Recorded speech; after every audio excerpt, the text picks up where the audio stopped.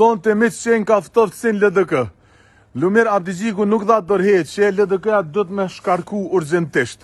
Në vend që këtë tipi me dal me përgjithësi, si ka mundësi që i hupi 50.000 vota LDK-s mrena 10 muj dite, ky del edhe kapet edhe shtyhet me gazetarë dhe i quan mercenar. Pra këtu tregon se sa i pa fytyrë, sa i pa kurrizor dhe sa i pa përgjithshëm është ky djalë. Në fakt kjo është bashkëpunëtor shërbëtori Albin Kurtit edhe i Vjosa Osmanit dhe nuk e ka vendin në krye të Lidhjes Demokratike të Kosovës. Kur kryetar ma dopt s'ka pas, hiç, po dhe kur kryetar ma dopt s'ka me mujt me pas LDK-ja në të ardhmen. Prandaj do të me shkarku me njerë.